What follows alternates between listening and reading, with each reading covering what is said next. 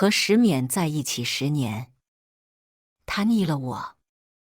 他和兄弟抱怨，他怎么会变得这么无趣？无趣到他脱光了，我都提不起兴趣。想到每天一回去就要面对冷冰冰、木讷的他，我是真的腻。但我主动提出离婚的时候，他却不同意。我们在一起10年了，已经成为了彼此的习惯。没有爱又怎么样呢？爱情瞬息万变，习惯比爱长久。青青，我们没必要离婚，是吗？可是，变心的男人就跟垃圾一样，而我又不是垃圾场。大家好，开始今天的分享之前，希望你能给人间烟火点个订阅。我将会分享更多优质的内容。我和石勉是人人称颂的模范夫妻，从校园到婚纱，从没吵过架，红过脸。只有我知道这不过是金玉其外，败絮其中。爱情早已腐败变质，只剩下假装体面的婚姻。我是什么时候彻底明白这件事情呢？大概是不久前，我去接和兄弟喝得烂醉的他的时候，我透过酒吧包厢的门缝，听见他和好兄弟抱怨：迟燕，怎么会这样呢？他怎么会变得这么无趣？无趣到他脱光了，我都提不起兴趣。我要推开门的手顿时僵住了。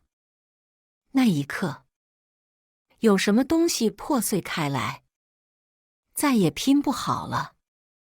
其实我早就察觉到了他的厌倦，也早就有了心理准备。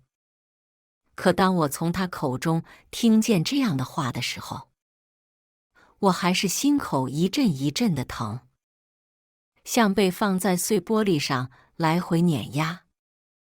你说什么？迟燕难以置信，俊朗的眉眼皱着，无比愤慨。你刚才说的话跟畜生有什么区别？他拽住他的衣领，怒火难平。当初说爱他的是你，死缠烂打要娶她的也是你。现在你跟我说你觉得他无趣了，你能不能再无耻一点？迟燕气不过，照着他的脸就是一拳。石勉被打得往后一倒，他也不着急，慢条斯理地支起身子，修长的手指轻轻擦去嘴角的鲜血，眼底闪过一丝晦涩。爱本就瞬息万变，谁能保证永远不变心呢？我从前爱他是真的，现在不爱也是真的。想到每天一回去就要面对冷冰冰、木讷的他，我是真的腻。腻字他说得很轻易，可我听得却艰难，胸口闷疼，像压了一块巨石，沉得我喘不上气。清苦的泪无声地滑落面颊，我抬手拂去。真奇怪，我居然为了这样一句话掉眼泪了。冷冰冰、木讷这2个词语，我曾听见很多人用来形容过我。明明我早就习以为常，但我记得，石勉曾为我辩驳过。在那个灼灼的夏日，穿着一身蓝白校服的清俊少年趴在桌子上，偏头温柔地跟我说：青青，你才不是木讷，你是文静，像一本书，满腹经纶却不喋喋不休。他们太浮躁，读不懂你，你也不冷冰冰，只是面冷心热。靠近你的人，自然能懂你的温暖。他的字字句句那样真诚，让人心动。我的心跳骤然加速，耳垂渐渐发烫。耀眼的阳光洒在他白皙的脸庞上，映照着他亮晶晶的眼睛，像一片幽暗里出现了火光。只是一刻，他眼中的光照进了我心里。那时的我觉得万丈光芒也不及他眼中热烈的喜欢来的耀眼。他曾经真的喜欢我，可是白月光会变成白饭粒，朱砂痣会变成蚊子血，年少情深也可能会走到相看两厌。不幸的是，我不是例外。只是道理我都懂，但还是难以接受。石勉的话让迟燕怒气更甚，她烦躁地抓了一下头发，又猛踹了桌子一脚。操！早知道你是这副德行，我当初就是抢，也要把他抢过来。石勉脸上有几分诧异，眼底闪过一丝不悦。你喜欢他？门外的我惊讶地瞪大了眼。迟燕喜欢我？不可能吧？他不是一直喜欢着唐淼吗？喜欢到被唐淼霸凌都懒得反抗。我的记忆飘忽着回到了第一次见他的时候。那年我高一，在经过一个巷子口的时候，目睹了一起霸凌事件。平时桀骜不驯的校霸迟燕，居然被一群人围着打。他倒在地上，衣服上满是被踩出来的灰扑扑的鞋印，鼻青脸肿的，头发也乱糟糟的，像极了我家旺财被我捡回家之前在外流浪的模样。带头欺负他的人是富家千金唐淼。唐淼精致得像一个娇俏可人的洋娃娃，眼睛又圆又大，睫毛卷翘，嘴唇涂着粉色唇膏，十分乖巧的长相。此刻却是小太妹做派。她点着一支女士烟，吞云吐雾，穿着小皮鞋的脚狠狠踩在了迟燕的脸上，和我平时在学校里见的模样截然不同。迟燕的脸都被踩得扭曲，却一声不吭，甚至还在嗤笑。大小姐，就这点手段，挑衅意味十足。唐淼气恼地加重了脚上的力道，忽然又笑意盈盈地看了一眼手里的烟，玩味道：“你这张脸挺好看的，很招女生喜欢吧？你说，要是我给你烫几个疤，他们还会喜欢吗？”唐淼一边用着天真无邪的表情说着恶毒的话，一边将手上的烟凑近迟燕。迟燕脸色都不变，合上眼，好像从容地接受了。冒着点点火星的烟头离他越来越近，我看得着急，没忍住吼出了声：“住手！”所有人的视线朝我聚过来，我心里打鼓，手心都在冒汗，面上却一如既往的冷漠平静。我淡定地推了推眼镜，镜片折射出冷淡的光，为我增添了几分严肃和杀气。霸凌是违法的，你们想被拘留吗？空气停滞了3秒。唐淼反应过来，笑弯了腰。他收回脚，就要走向我。迟燕先他一步，到了我面前。他松松垮垮地站着，不屑地推了我一把。我一个踉跄，差点没摔。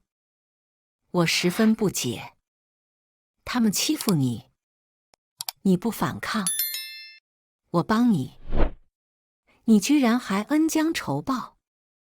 迟燕嘴角噙着笑，非常痞气。欺负？哈，那是我们的小情趣，你懂不懂啊？好学生，别多管闲事，知道没？他拍了拍我的肩膀，警告。他表情很凶，一般女生应该都吓哭了，但我居然只注意到他手上有灰，把我干净的校服都弄脏了。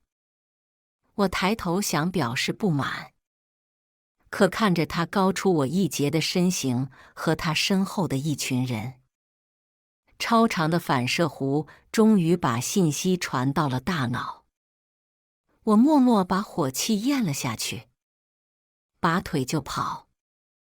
事后想来，我都有些后怕，他们一看就不好惹。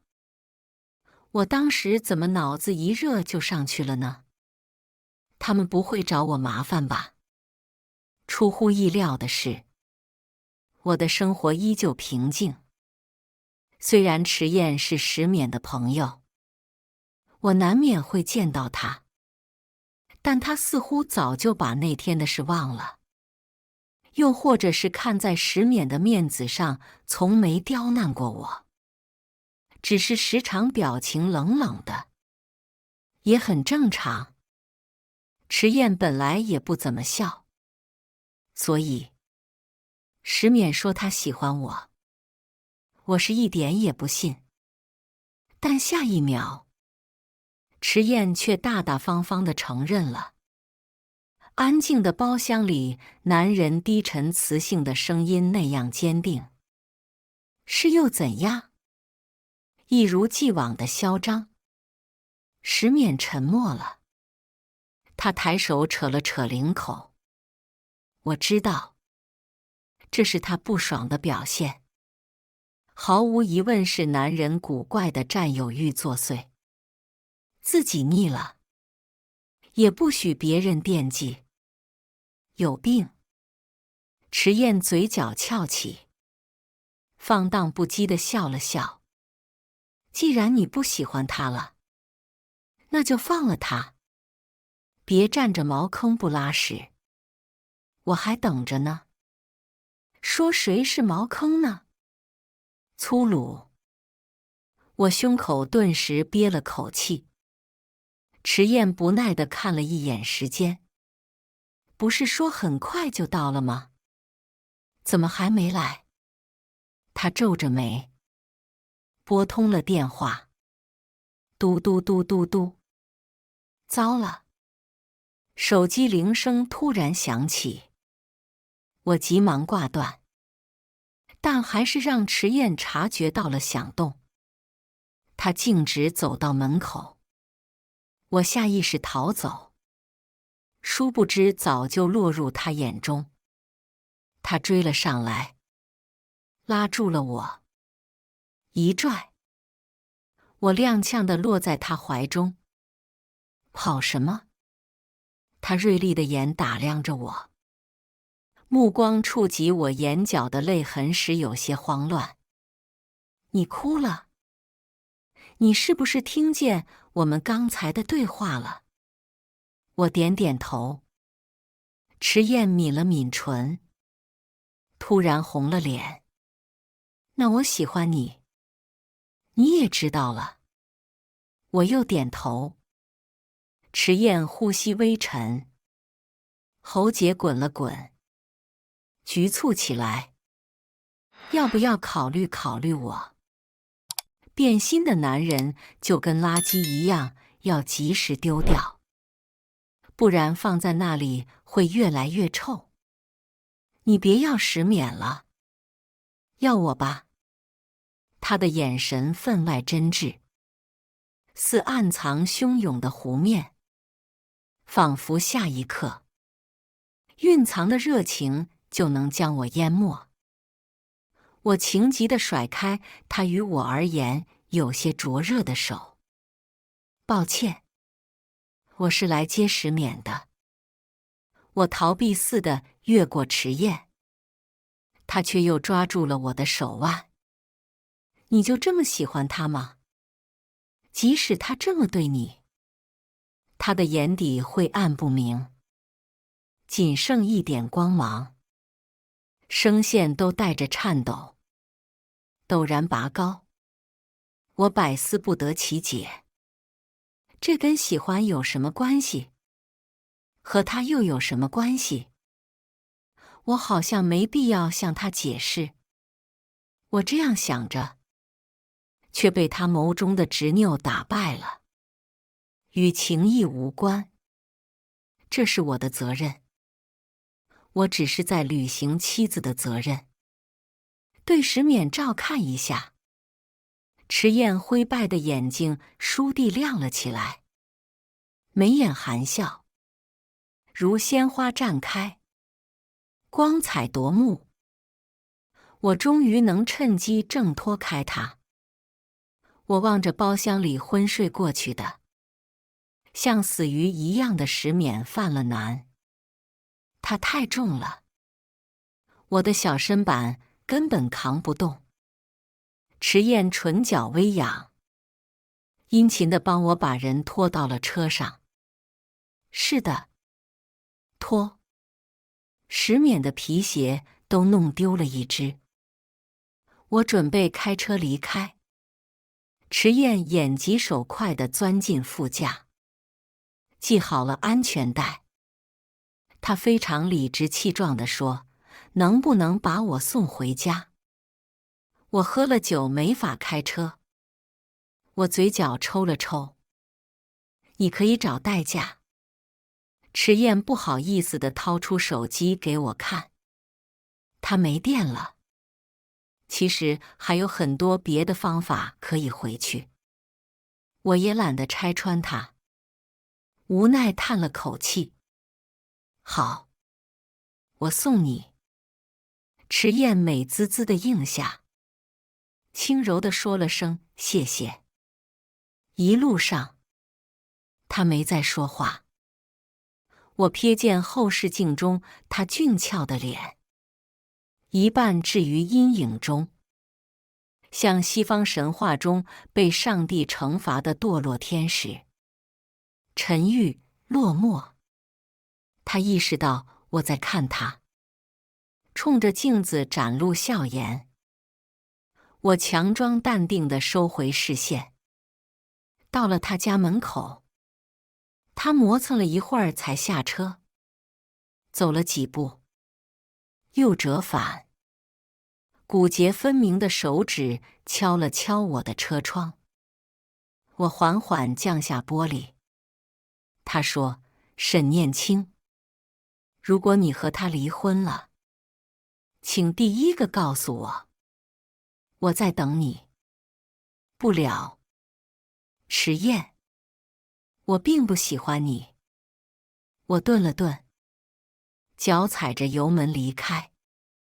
真够绝情的。迟燕垂眸苦笑。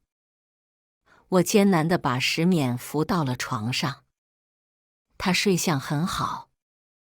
换作从前，他恬静的睡颜能让我洗去一身疲惫。可如今我看着他，内心却无比乏累。岁月的洗礼让他褪去了青涩，变得成熟稳重，也让他变得冷漠无情。石冕，你变了。我试图把现在的他和以前重叠起来，可即使面容相似，也怎么都无法重合。怎么就变了呢？内心是说不出的苦涩。我忽然又笑了，直笑自己愚蠢。改变从来不需要什么理由，所以石勉，我不要你了。石勉醉酒后是没有记忆的，他全然不记得自己对好兄弟说了什么真心话。他习惯性地爬起来做早饭，然后笑着抱了抱我，神色如常地去公司。也许是彻底知道了他的想法，一个普通的拥抱都能让我看出端倪，短暂，且没有感情，不像从前那般腻腻歪歪的，至少缠个10秒钟。从前深爱我的他，一定会满含深情地在我耳畔落下一句：青青，我爱你。此刻，他像一阵风，来去匆匆，没有只言片语。拥抱都像一道设定好的程序，是冰冷的。早餐我一口没动。石勉刚才吃得匆忙，压根没注意我。不过也正常，他心思都不在我身上了，哪里还会注意我有没有吃早餐呢？我冷着脸将他做的煎蛋倒进了垃圾桶里。其实他的煎蛋做得很好，还用番茄酱在上面画了笑脸，看起来很喜人。可问题是，我鸡蛋过敏。我记得他以前也不喜欢鸡蛋，最近倒是变了口味，大概和另一个女人有关。他公司不久前来了一个实习生，叫宋怡，青春靓丽，活泼可爱，与我的风格截然相反。他腻了我，自然就会觉得他新鲜。上次我去他公司看他的时候，见过宋怡，他和我长得有些相似。我还笑着和石勉提过，石勉出神，不知想到什么，笑容逐渐扩大。他可不像你，太冒失了，话又多，咋咋呼呼的，给我添了不少麻烦。虽然这样说，但他的表情没有一丝责怪，反而透露着一股子宠溺。我的心突然遭受了一击，有些闷。再看看他手中的饭盒，心里更加沉重。这一看就是女生精心准备的，饭菜色香味俱全，摆盘也十分精致。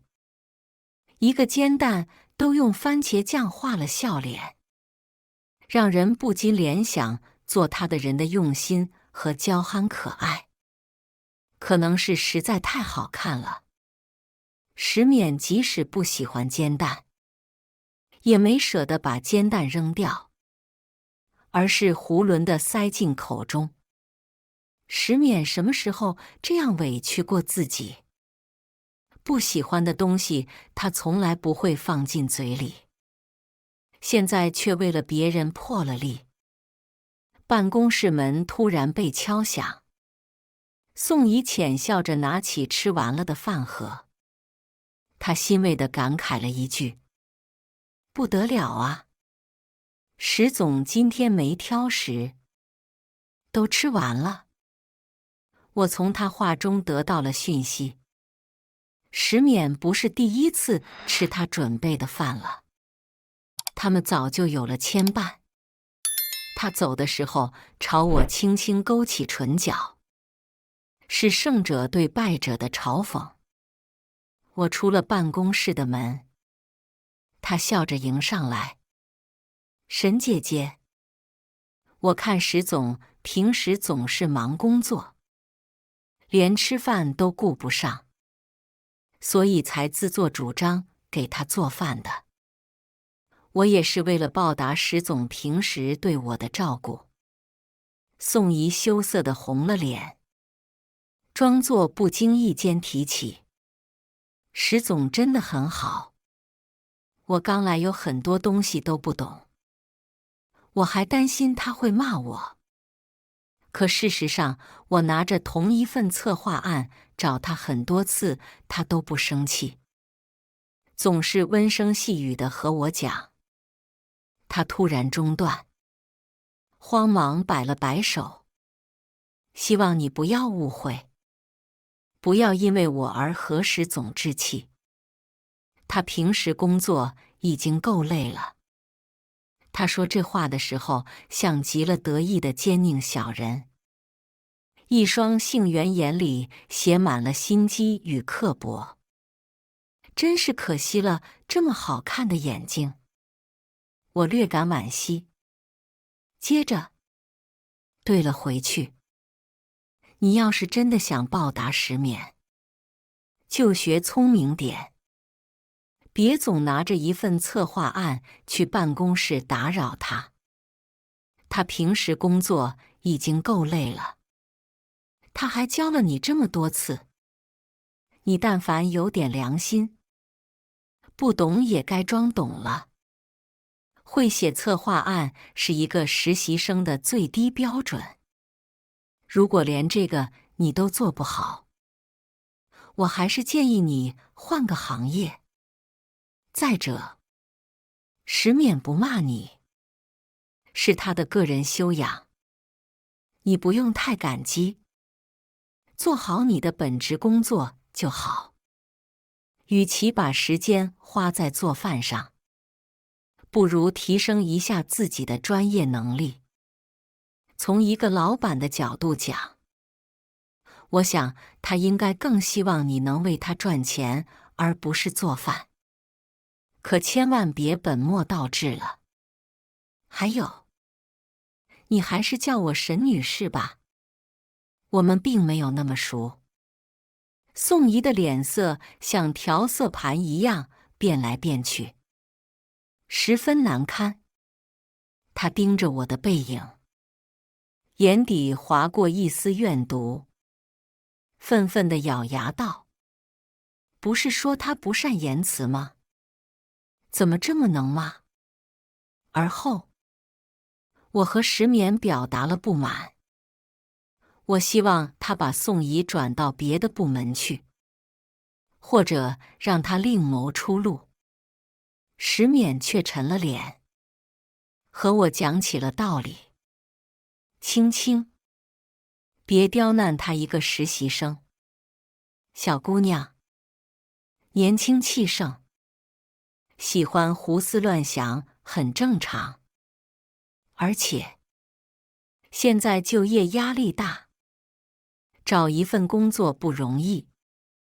你忘了你当初当实习生的时候被上司刁难，丢了工作后有多难过了吗？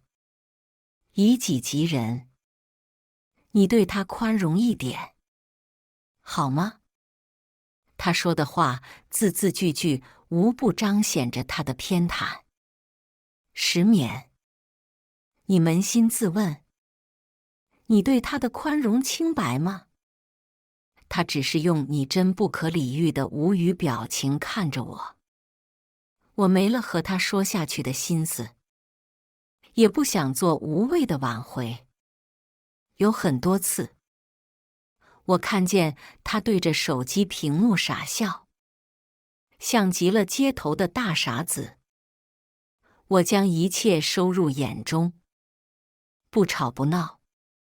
我可以绑住他的人，但绑不住他的心。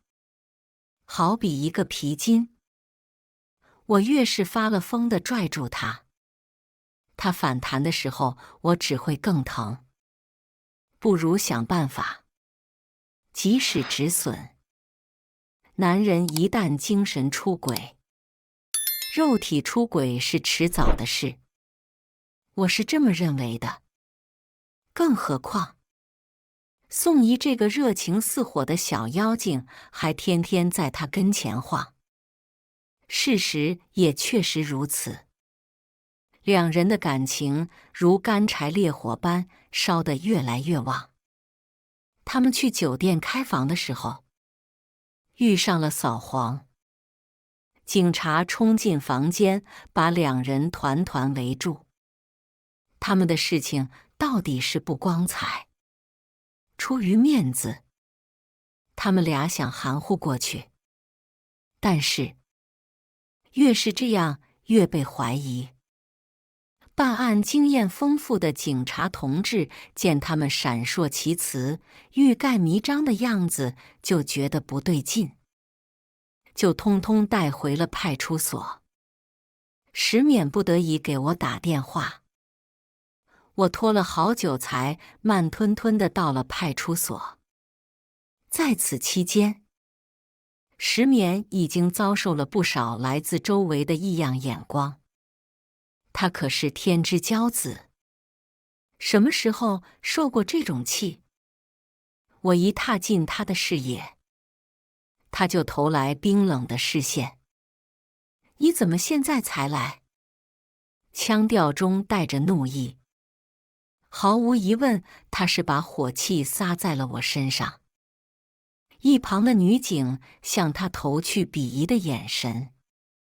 出轨了还理直气壮，脸皮真厚，声音不小。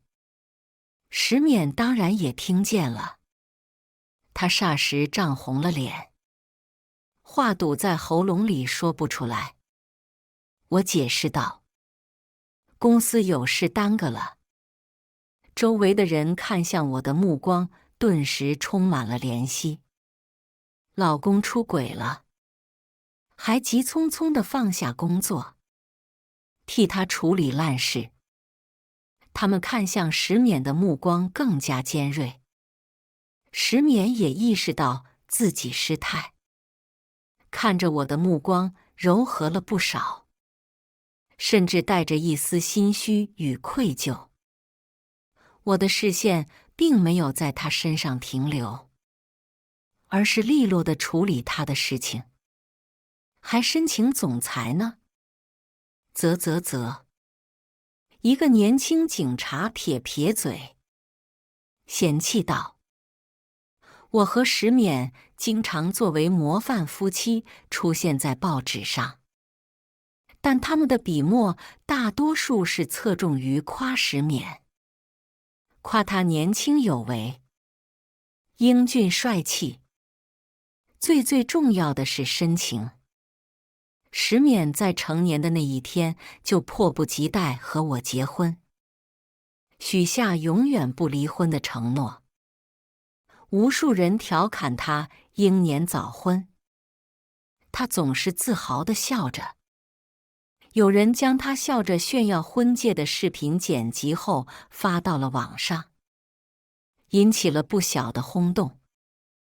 视频里的石勉深邃的眼眸中满含柔情，唇角微微上扬，连眼角都带着笑，如晨曦一般温柔。他的深情人设深入人心，甚至有一段时间，网上流传着一句话：要嫁就嫁石勉这样的男人。只不过到底是人设崩塌，令人唏嘘。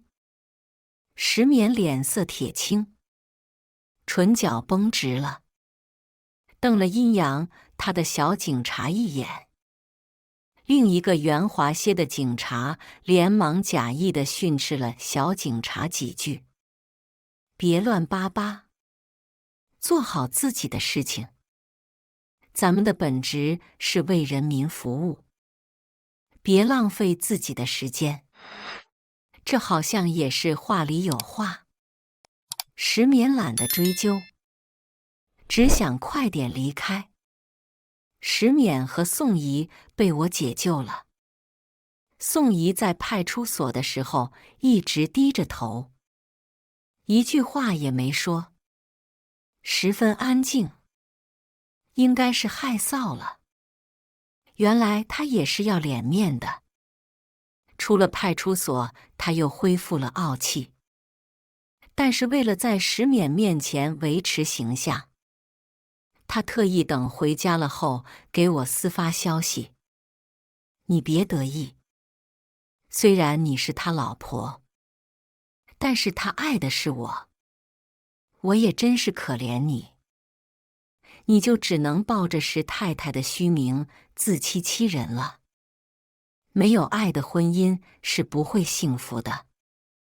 你还不如主动退出，还能留点体面。你不懂他，也不会哄他开心。他说了，他早就烦透了你冷冰冰的样子。你在床上也像一条死鱼，让人提不起兴趣。我跟你不一样，我比你热情，比你嘴甜。我总能为他提供情绪价值。我比你更适合他。迟早有一天，我会取代你成为石太太。我扫了眼他编辑的一长串信息，懒洋洋的回复：哦，祝你成功。我将编辑好的离婚协议书打印了出来，又检查了一遍之前收集好的石勉出轨的证据，长舒一口气，终于可以不忍了。可能是因为仅有的那点愧疚，石勉在回家后给我做了满满一桌的饭菜，像极了从前他爱我的时候。我曾经窝在他怀里，笑嘻嘻给他看了一段视频。视频里的男生大炫厨艺，给女朋友做了一桌色香味俱佳的饭菜。评论区一点开，都是网友羡慕嫉妒恨的发言。我也羡慕，忍不住感叹：好能干的男朋友。他的女朋友真幸福。石勉表情酸酸的，显然是吃醋了。谁不会？做饭而已。青青，别羡慕别人，我也可以为你做。他燃起了斗志，特意找大厨学做饭。石勉一个养尊处优的贵公子，连菜刀都没摸过，可想而知他学习过程中会吃多少苦头。最狠的一次，切个胡萝卜，手指喜提5个口子，可把我心疼坏了。石勉，要不咱放弃吧？专业的事还是交给专业的人做吧。我们有钱，用不着自己做饭的。石勉无比挫败，望着我给他包成一坨的手，丧丧的点头。但他还是不服气。伤好了后，又瞒着我继续学。功夫不负有心人，在经历不知多少次失败后，他终于学成。在我生日那天，悄悄为我做了一大桌美味佳肴作为惊喜。桌上摆着浪漫的玫瑰和心形蜡烛，跃动的烛光映衬下，他锐利的轮廓越发柔和。石勉眼中泛着期盼的光，赶忙递过来一双筷子。青青，尝尝看。我笑着应下，尝了一口，味道十分惊艳，在舌尖上绕了一圈，仔细品味过后才咽了下去。很好吃，只要你喜欢。我以后天天给你做。他得意地摸了摸鼻子，轻轻看在我这么棒的份上，亲亲我，以资鼓励。他坐在我身旁，弯下身，向我讨了一个绵长的吻，耳垂红得不像话。我是真的很喜欢他做的饭菜，不仅仅是因为味道不错，还是因为我从他的饭菜中感受到他的用心和饱满的爱意。可是后来，他太忙了，就没再做过这么丰盛的饭菜。但作为补偿，他每天早上会给我做一顿简单的早饭。时隔许久，我看着眼前满满一桌子，怅然若失。到底是物是人非。石勉察觉了我的恍惚，手在我眼前晃了晃。怎么了？没怎么，只是感慨。你终于没有再给我做煎蛋了。煎蛋？我鸡蛋过敏。石勉这才恍然想起来，忙尴尬地转移话题道：“吃饭吧。”我点了点头。这估计会是我们最后一次共进午餐了。饭后，我进入他的书房，把离婚协议书放到他面前。离婚？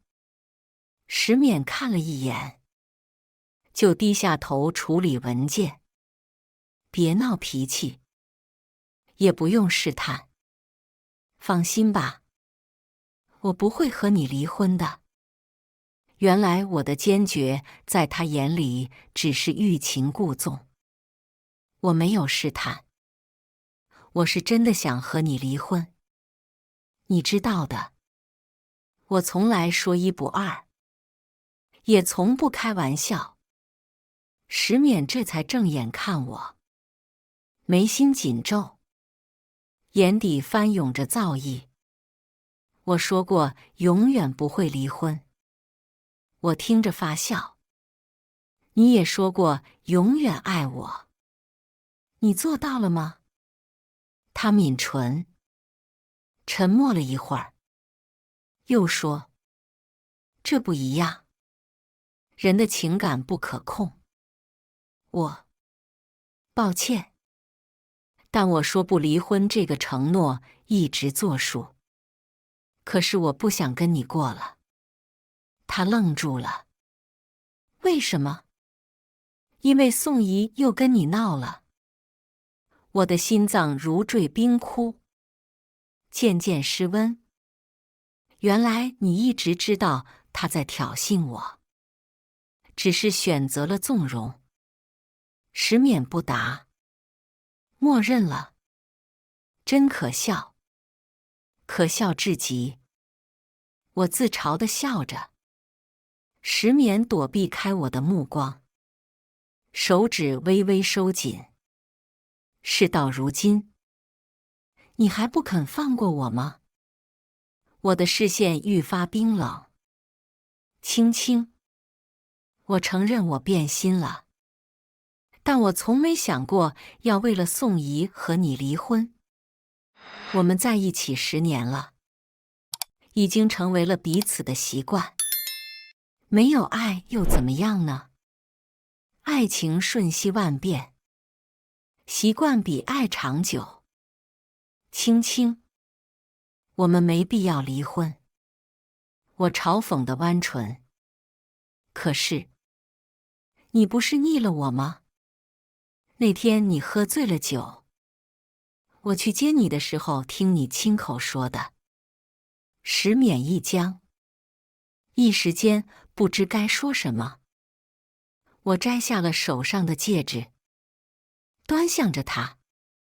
曾经无比闪耀的戒指好像蒙了一层阴翳，不似从前。石勉，我又何尝不是腻了？我腻了你不知什么时候开始习惯背对我的身影。我腻了你不知从什么时候冷淡下来的表情。我腻了总在揣测你是否还爱我的自己。话落，毫不迟疑地把戒指扔进了垃圾桶。石勉震惊的下意识离开了座椅，又强装镇定地坐了回去。他还是不同意。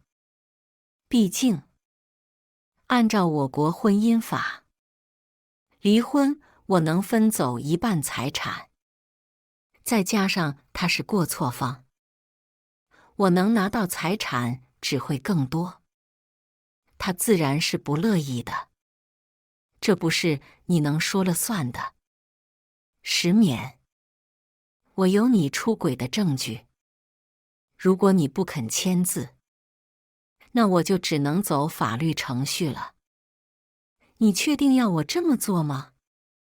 石勉黑了脸，眸子染上了愤怒。你非要闹到这个地步吗？这种事情在豪门圈里再常见不过，睁一只眼闭一只眼不就过去了吗？闹成这样对你有什么好处？你是怕耽误你在外面找男人吗？好，我答应你，不会阻拦你。我们搞开放式婚姻可以吗？石勉急了，只想暂时稳住我。我和他一直是大众称赞的模范夫妻，我们的婚姻几乎已经成了一个招商牌。坚定不移的爱情总是令人赞颂的，他的深情人设也为他带来了许多好处。突然的人设崩塌，甚至可能会对公司造成影响。他是一个商人，不会为了一点小事放弃利益。而我们的婚姻问题，在他看来就是小事。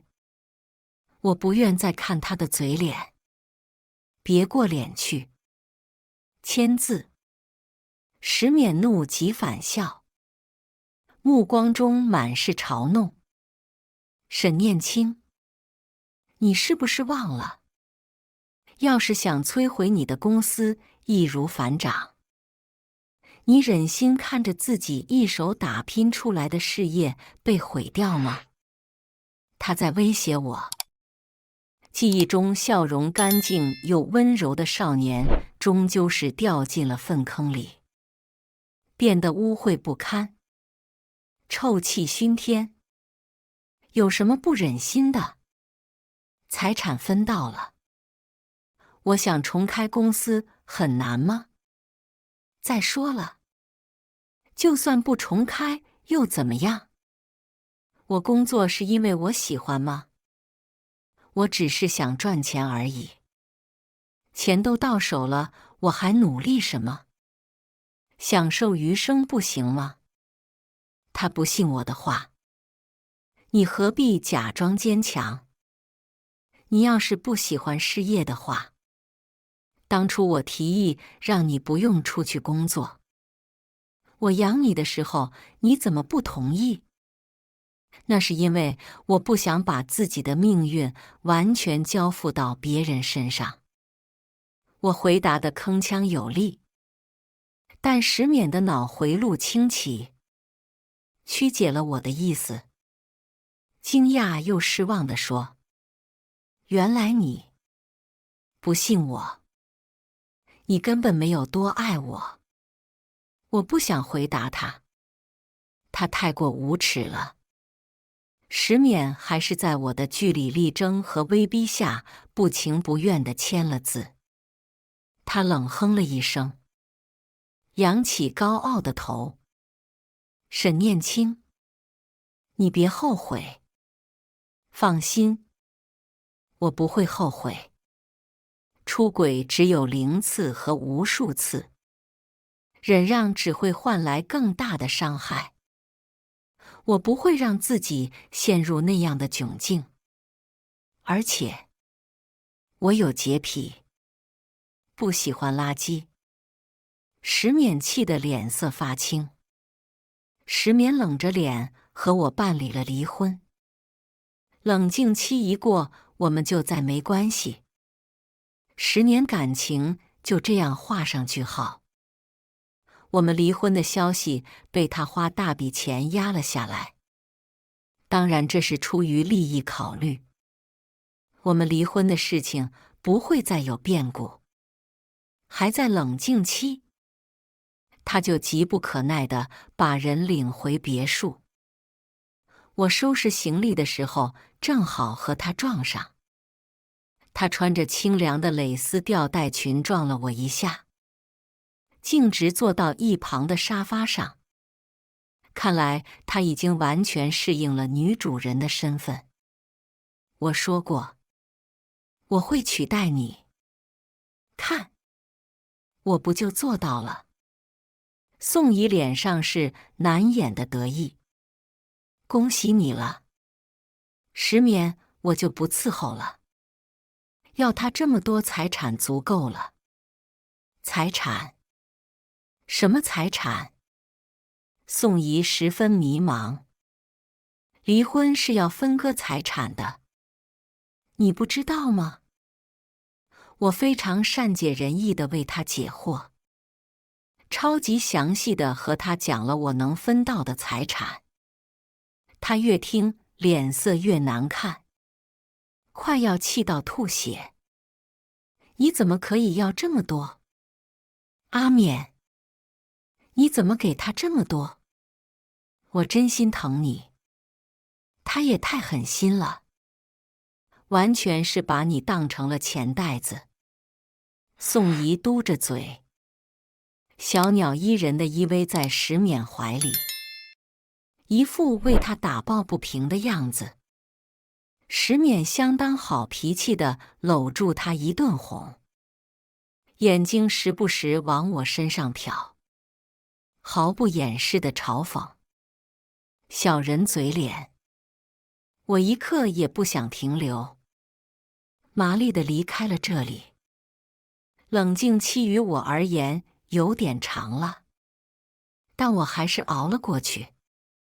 迟燕一得知我离婚的消息，扛着劳斯莱斯就到了我面前，随意地倚在车门，手上还抱着一束花。沈小姐，交个朋友吗？我仿佛看到了一只花孔雀在我面前开屏。迟燕高中时的酷拽滤镜，此时在我心底碎了一地。不了。我走出几步，又觉得不放心，倒了回去。他见我折返，落寞一扫而光。倏地翘起唇角，我严肃地掏出一张名片，去找这位专家看看你的脑子。没治好，不许出来。迟燕啼笑皆非，两指夹住纸片，舌尖抵了抵后槽牙。什么意思？骂我精神病？还是说你觉得喜欢你的是精神病？喜欢兄弟的前妻？你没有病？我问得很真诚。迟燕哑口无言。迟燕，我不想陪你玩游戏，你找别人行吗？我不是戏弄你，我是真心的。他急忙拉住我。我很早之前就喜欢你，可石勉先我一步和你一起了，我就把喜欢藏了起来。好不容易等到你们离婚了，我怎么就不能追你了？我无奈扶额。我们不合适，不仅仅是因为石勉，还有，我有些难以启齿。还有你的特殊癖好，我实在是不能理解。特殊癖好？我哪有什么癖好？迟燕的表情相当不解，我只好讲了他高中那年的事。我其实很不愿意提起当年的事情的。要知道，他给我幼小的心灵带来了巨大的冲击，以至于我久久不能忘怀。我和他拉开距离，正色道：“抱歉，你们那个圈子我不想接触，请你离我远点。”迟燕眼睛眨了眨，大笑不止。你以为我有受虐倾向？难道不是？迟燕的声音洪亮，吓得我四处张望了一眼。这到底是隐私，他也不注意点。迟燕唇角的弧度不断扩大，笑意越发浓。笨蛋，这么久了，你都没想明白吗？我当初那样对你是想给你解围，我可没有受虐癖。至于我不反抗，那是因为我不希望唐淼伤害我妈。我妈一直在唐家当保姆，她靠着这份工作养家糊口，供我上学。唐家保姆待遇挺好的，我不能让我妈丢了工作。只是听了几句话，我脑海中不自觉勾勒出一个饱受欺凌，却只能为了母亲隐忍不发的可怜少年。当年的巷子口里发生的事情，可能只是冰山一角，他所承受的远不止这些。一种心酸感油然而生，尤其是我发现他云淡风轻地像在讲述别人的故事。抱歉，没什么，已经过去了。同情归同情，我对他没什么特殊感情，这点要说清楚。我不喜欢你，我知道，但我想求个机会。沈念清，我试过忘了你，但没成功。我追你3个月，要是我没能让你喜欢我，我绝对不会缠着你，好不好？迟燕露出张扬的笑，似天边的骄阳一般灿烂。有点麻烦呢。我陷入沉思，好半晌，呆呆的点头。要是不行就滚蛋，不许纠缠。好，不行就滚蛋，绝不纠缠。他答应得很快，咧开嘴笑的时候露出了2颗虎牙，有点俏皮。宋怡成了石勉的女朋友，正高兴，十分张扬地在石勉公司炫耀。他缠着石勉一起吃饭、逛街，丝毫没有要避风头的意思。他恨不得昭告全世界她是石勉的女朋友。殊不知他的所作所为正在给石勉制造麻烦。石勉烦躁地拢了拢眉心：“你这么张扬干什么？心怕别人不知道你是小三上位？人家知道错了吗？”阿眠，你不要生气。宋怡娇娇软软的声音在耳畔响起，她的火气立刻消了不少。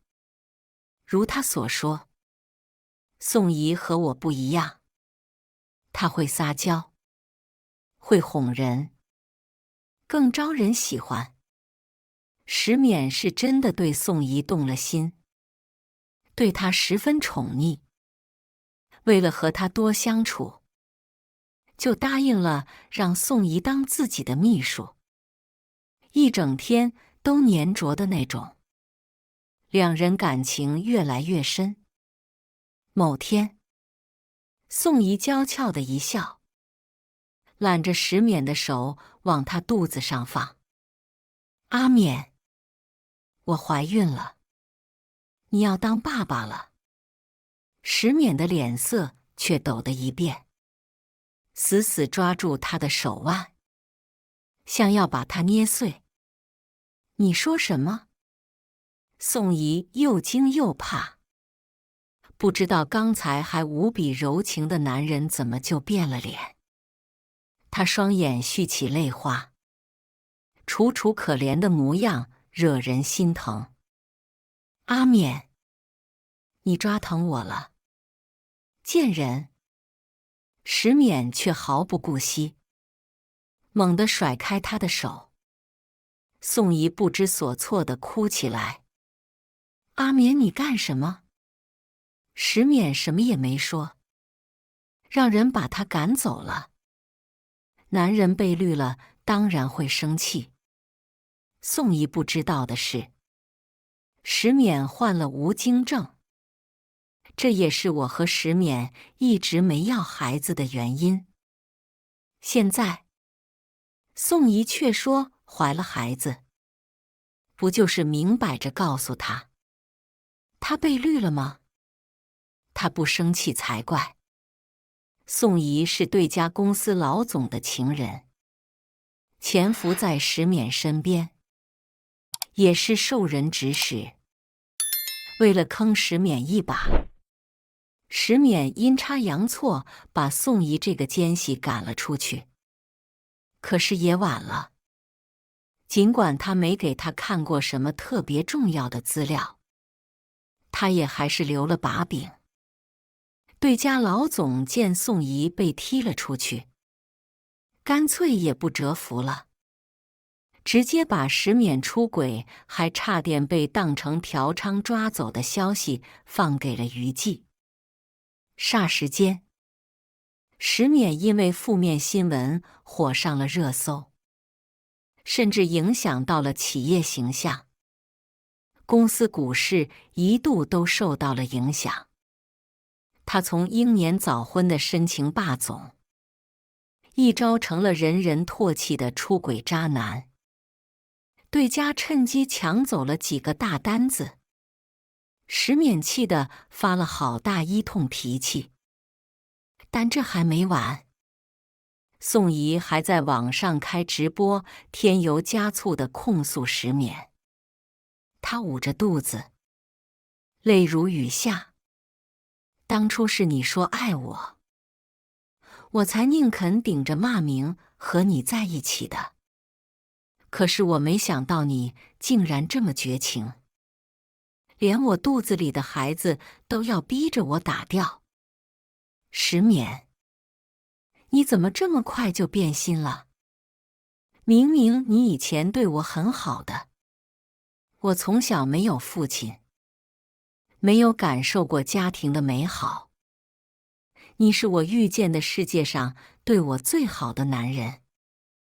你说你会爱我一辈子的，你怎么可以骗我呢？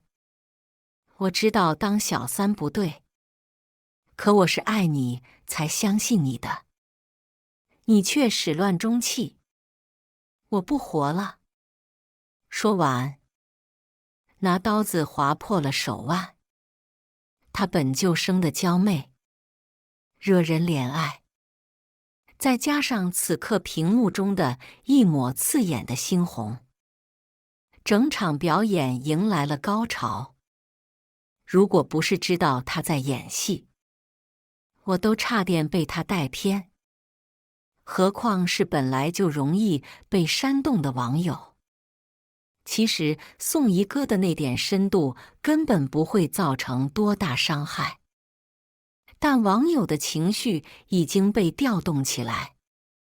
少部分人在骂宋怡，绝大部分人将炮火对准了石冕，恨不得问候他祖宗18代。对家还在找人不停拱火，石冕一时百口莫辩。公关给的解决方案就是把脏水泼回到宋怡身上，指控对方私生活不检点。是他蓄意勾引有妇之夫，顺带用他曾经收下的礼物指控她是捞女。石勉出轨的事情洗不白，但是却可以转移舆论压力，让宋怡当炮灰，舆论又瞬间扭转。一番运作，石勉成了让人同情的对象。宋怡被骂上了天，但他早就拿钱跑路了，输的还是石勉。他憔悴了不少，眼下青黑一片。谁能想到他真心相待的娇娇女友是对家找来坑他的黑莲花？石勉自诩聪明，却被一个女人耍得团团转。他实在是沮丧。喝了酒，但大概是清醒的，不然也不能找到我家门口。他忐忑地敲了敲门。有事？看我开了门，他内心止不住庆幸，仿佛找到了心安之处。青青，他软了语气，低沉中带着鼻音，是在示弱，在撒娇。石勉以前惹我生气的时候，就会这样拿捏我，令我心软。只是我现在心如玄铁，刀枪不入，软硬不吃。我错了。他试探地要牵我的手，却落了空，因为我被身后的男人拉入了怀中。你怎么在这儿？石勉吃惊地问。迟燕没有正面回答他，而是亲昵地把头埋在我的肩。宝宝，你已经有我了，要学会远离其他心机深沉的男人，不然我会担心，会吃醋的。他掐着嗓子说话，有些腻。我浑身鸡皮疙瘩都起来。石勉也不好受，如遭雷击，摇摇欲坠。你们在一起了，你们背叛我，你们早就没关系了。谈背叛二字不可笑吗？石勉，是你践踏了婚姻的尊严与底线。迟燕啪的一下关上了门。门外，石勉独自心碎，没走几步就恍惚地摔了个狗啃泥。我依稀听见他在外面哭嚎着，说了一些道歉或者咒骂的话。谢谢你。今天家里水管爆了，迟燕正好路过，就帮了我的忙。没想到石勉会在这个时候找我。谢谢你替我解围。我请你吃饭吧。迟燕眼睛绽放光芒。烛光晚餐吗？不，是川菜馆。要吃吗？吃，肯定吃。只要是你。断头饭我都吃。他看起来好像不太聪明的样子。帅还恋爱脑，加分项。以上就是今天分享的故事。大家有什么想说的、想吐槽的，欢迎在下方评论交流。也更希望能给人间烟火点个订阅。我将会分享更多优质的故事内容。